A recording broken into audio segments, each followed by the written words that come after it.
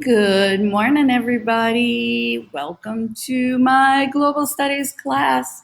It's Mrs. Holly here with you, and today we are going to learn about the 5 themes of geography. You're going to know what they are. You're going to know the definition of each of them. Yay! All right. Oh, look, no homework today, but you do have something interesting here. Let's see. Bell ringer number 2. Here's what I'd like you to do right now. I would like you to go on to Google Classroom, and you are going to see bell ringer number 2, 5 themes of geography.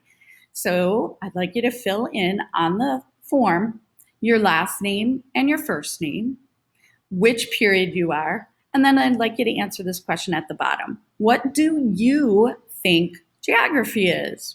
Here's what I'd like you to do. Stop the presentation, go do your form, and then come back. All right? I'll see you in a minute.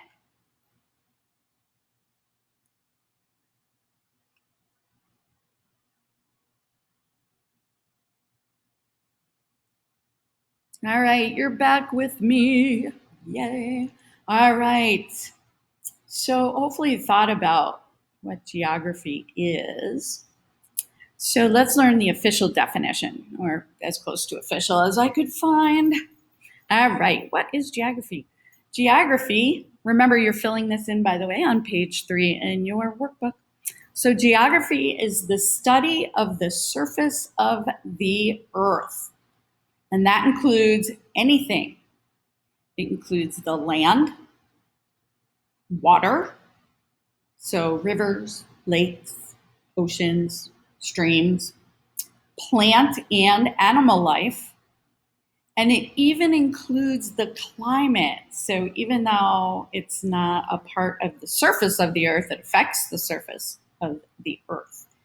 Okay, so if it's hot climate, moist climate, sunny climate, cloudy climate, rainy climate, right? That's geography.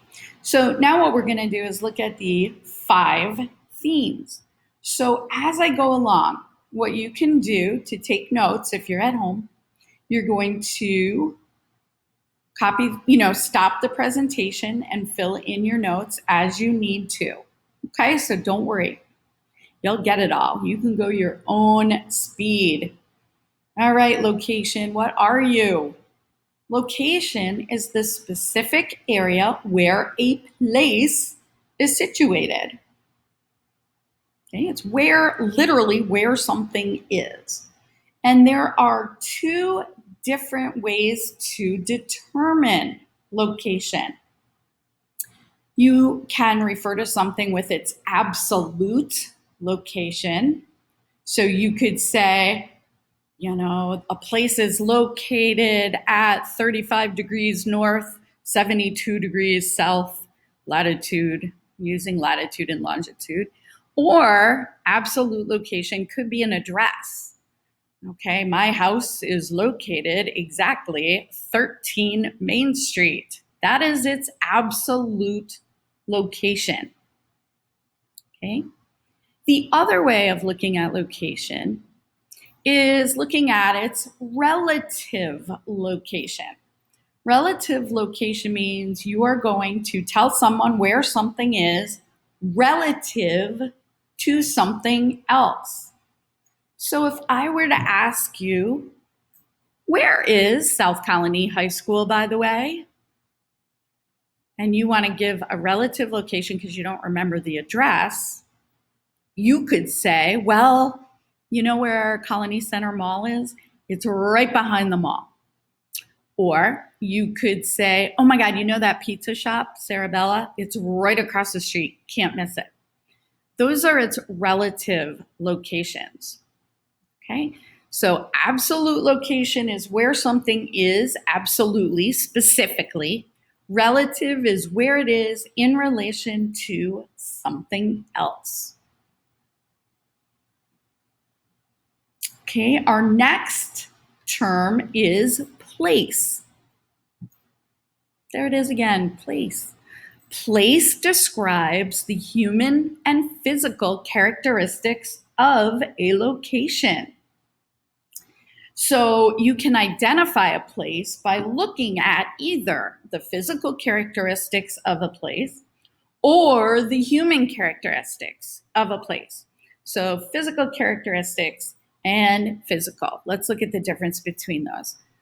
Okay, physical characteristics are natural features, and they are things that occur naturally on the Earth's surface. So landforms, okay, bodies of water, climate, vegetation, and soil. So I could say that, let me think. I live near the Great Lakes.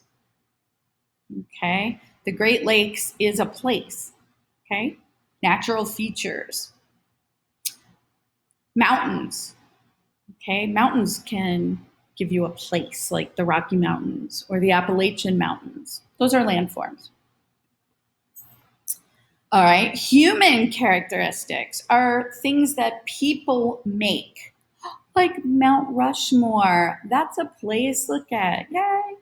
Houses are places, cities, roads, canals, bridges, anything that is human made.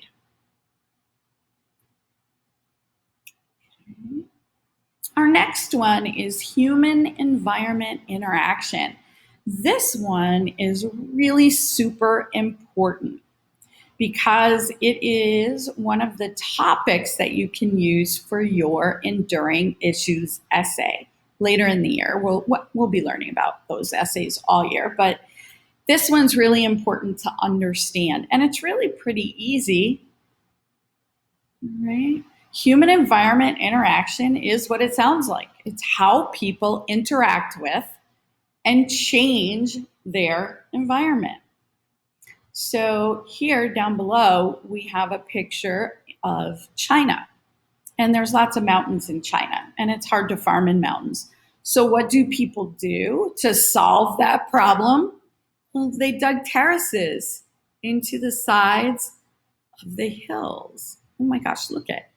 Those are flat areas, and they can grow crops in each of these terraces. So their environment was not conducive for farming because there were just too many mountains. So they interacted with their environment. They changed it so that they could farm. All right, our next one, movement. I like to move it, move it. I like to move it. All right, movement. Movement is the act of changing your physical location or position or having this changed. So you are either, or a group of people are either moving on their own or they are being forced to move. This is an example we're going to look at later for another reason, but this is what's called the out of Africa theory. So the theory goes that all modern humans originated in Africa, and from there, because they needed food resources and they traveled around following those resources, that's how humans spread all over the world. Look at that. They go all the way, including into North and South America. That's movement. Okay, our last one, region. What's a region? A region is a big geographic area that has similar features. So you can identify it by its features. So here in the Northeast, we have a colder climate. We have a short growing season.